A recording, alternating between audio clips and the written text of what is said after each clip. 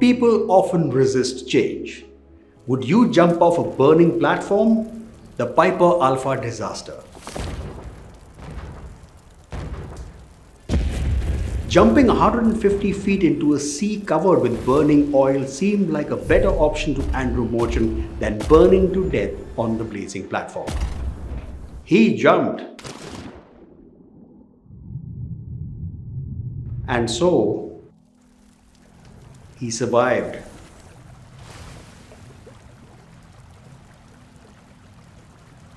"165 of the 226 others with him decided to stick to the tried and tested survival tactic and perished. The Piper Alpha disaster. The night of July 6, 1988, the world witnessed a tragedy that would forever change the way safety was viewed in high-risk industries. The Piper Alpha oil drilling platform, located 120 miles off the coast of Scotland in the North Sea, became the site of one of the deadliest offshore oil disasters in history. At around 9:45 p.m., a sharp, deafening sound shattered the calm. A pressurized natural gas leak had been detected. Moments later, an explosion ripped through the 650-foot-high rig, unleashing a massive fireball that engulfed the structure in flames and thick black smoke. Oil and gas lines ruptured one after another, fueling the inferno. The flames shot into the sky, reaching nearly 200 meters in height. By 11:20 p.m., the rig's structure could no longer withstand the blaze. The Piper Alpha began to collapse. In a heartbreaking moment, the main accommodation module, housing at least 81 men seeking shelter, plunged into the sea and none survived. That night, 165 of the 226 men aboard lost their lives in a disaster that shook the oil industry to its core. Why couldn't those men be saved? In the planning of emergency rescue operations, it was assumed that helicopters would handle most of the evacuation efforts. The belief was that no disaster on Piper Alpha would render the helideck unusable so quickly, and that there would be enough helicopters to evacuate everyone on board. But within a minute of the first explosion, that assumption crumbled. Thick black smoke engulfed the helideck, making it impossible for helicopters to land. Rescue helicopters could only hover helplessly above the inferno, desperately searching for a way to save those trapped on the platform. Even the sea offered little refuge.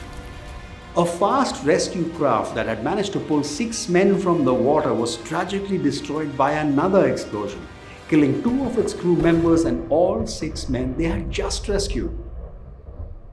To make matters worse, every attempt to launch lifeboats or inflatable life rafts from Piper Alpha failed. The platform became a death trap, and the rescue operations, designed with safety in mind, fell tragically short on that devastating night. Despite witnessing the failed rescue efforts, many men remained on the burning platform, desperately clinging to hope. As flames roared around them, they frantically waved at the hovering rescue helicopters, willing for a miracle that never came. Tragically, these men didn't change their survival tactic, unable to comprehend the scale of the disaster unfolding around them. Instead of seeking alternative escape routes, they stood on the platform, their faith in the helicopters unwavering. In the end, as the rig's structure weakened, the platform collapsed to the sea, taking all of them with it. How did 61 men manage to survive? Superintendent Engineer Andrew Morchan was one of those who recognized that standing on the burning platform, waiting for helicopters that could never land, was a doomed plan. He knew he needed a new strategy fast. With flames roaring behind him and the sea 150 feet below, covered in burning oil, Morchan faced a brutal choice: jump or fry in the fire. He chose to jump. and it saved his life. As he swam away, he looked back at the towering blaze that had consumed the platform. There was not 1 square inch of the platform that was not on fire.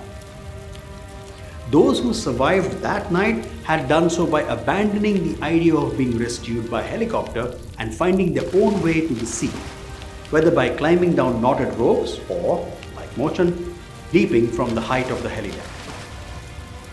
To us, jumping off the burning platform might seem like the obvious choice, but not everyone on Piper Alpha made that decision. Many clung to the familiar plan, the hope that helicopters would save them, even as it became clear that this approach wasn't going to work.